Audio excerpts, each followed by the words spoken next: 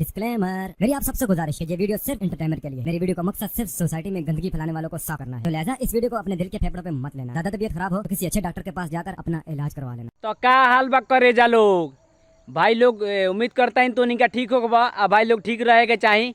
तो भाई लोग आज पवन सिंह के रोस्ट करे वाला बानी। आज दूगो कुकुर सरवा भूकता उनकरा पर ता जो कनी का पेले वाला बानी भाई लोग। तो भाई लोग मतलब कुकुर कितनो मतलब भूकी हन तो पवन सिंह के झाट ना कबड़ी हन। पवन सिंह शेर है, हम लोग का भाई है, कोई कुछ नहीं कर पाएगा।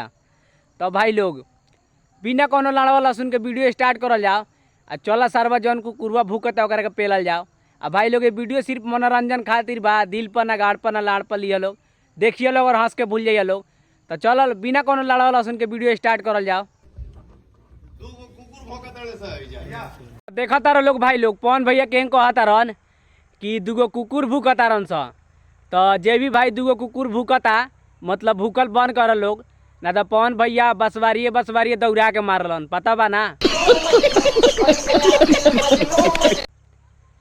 तो इतने तो के गांड में चर्बी बा तो सामने आके फरियाव लोग पवन भैया से गांड में ईटा डाल के मरियन, ठीक बा। तो वही से कहता नहीं कि मतलब फरियावे के बा यार, तो सामने फरियावा ना शेर से, पीछा में भूकला से कुकुर जैसे का फायदा बा, था चल जाई। पवन भैया हम लोग का शेर है, अकेला मतलब पूरा भोजपुरी हिला के रखता है। हम लोग देखते हैं यार।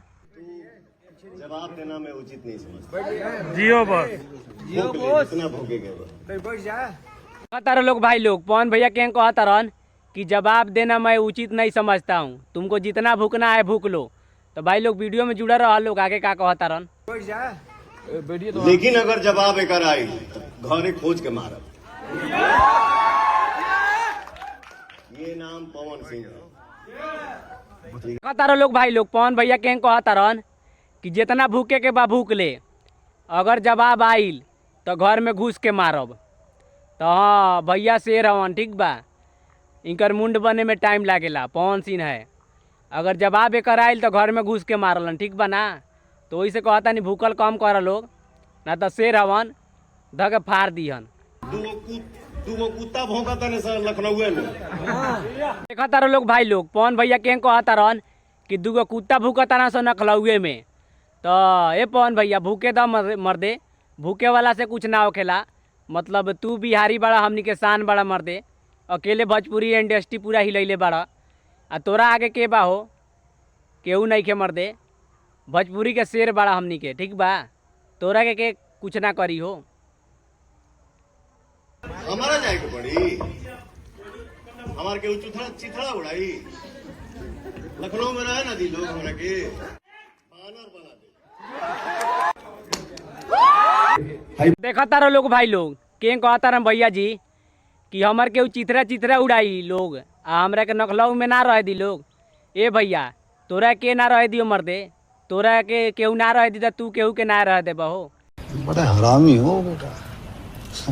भोजपुरी के हमनी के शेर बड़ा हो, आ मर्दे तोरा के ना रह दी हो। आ देख लो लोग भाई लोग पवन भैया जांघों पर एकदम मार के कहता रहन कि असली पावर बिहारी के ये है। सबके पता चल गेल होई जे कुकुर दूगो सार भूकता रह लोग, तो ये बिहारी के पावर।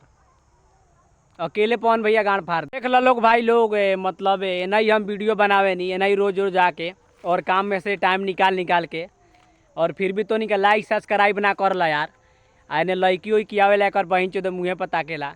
बिहार में बानी हम अपना घरे, तो रोज नहीं समय निकाल के वीडियो बनावे नहीं है, फिर भी तो नहीं लाइक सब्सक्राइब ना करला। आ देख सकेला एने कारी गेहूँ के खेत बा कर बहिन चो दो। आने लीची बा यार, लीची दिखा दे तनी, देखो लीची है खेत। तो भाई लोग टाइम निकाल के वीडियो बनावे नहीं यार, फिर भी तो नहीं लाइक सब्सक्राइब ना करला यार, सपोर्ट करा यार।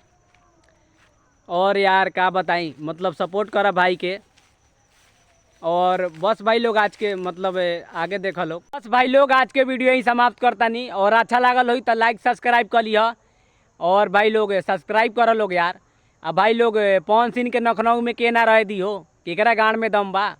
मतलब अकेले भोजपुरी के हिलावलन हुए, एकदम अच्छा सॉन्ग गावलन, भोजपुरी के समरले बड़न हुए। तो उनकरा के ना रह दी हो, उनकरा के मर्दे जे ना रह दी ओकरा पवन सिंह ना रह दियन ओकरा। आ के मतलब दूगो कुकुर सार भूकता लो, कथी कर ली लो, कुछ ना करी लो। पवन सिंह शेर है, हम लोग का भाई है, हम लोग का बड़ा भाई है, ठीक है। अब पवन सिंह के क्या करी हो, कुछ ना कर पाई। पवन सिंह शेर है भाई, एक नंबर में उनकरे नाम आवेला शेर में। अब पवन भैया से शेर के बा भोजपुरी में, एकदम साफ सुथरा गाना गावलन और भोजपुरी के हुए मतलब संभरले बड़न, ना तो कहिए चल गए रही मतलब भोजपुरी बर्बाद हो गए रही। पवन भैया ऐसा शेर है कि भोजपुरी के संभार के रखा है और किसी में दम नहीं है भाई लोग। खेसारी लाल के हमको फैन है, लेकिन पवन सिंह के बातें कुछ और बा भाई लोग। और पवन सिंह शेर है, अकेले भोजपुरी हिला के रखता है। तो भाई लोग कहल चाहता नहीं कि शेर के केहू कुछ ना कर पाई यार, शेर तो शेर होता है, भोजपुरी का शेर है नंबर 1। उनकरा के ना रह दी लखनऊ में, जे ना रह दी उकरा के ना रह दियन पवन भैया धरती पर। अब पवन भैया मतलब शेर बा यार, के शेर हवा, हमनी के भाई हवा। तो बस भाई लोग आज के वीडियो यही समाप्त करता नहीं। अच्छा लागल हो तो लाइक सब्सक्राइब करिए और चैनल के सब्सक्राइब करिए। जात कहता नहीं, चैनलों के सब्सक्राइब कर दिए और शेयर करिए वीडियो के, और लाइक करिए यार, शेयर सपोर्ट भाई हमरा के। बाय।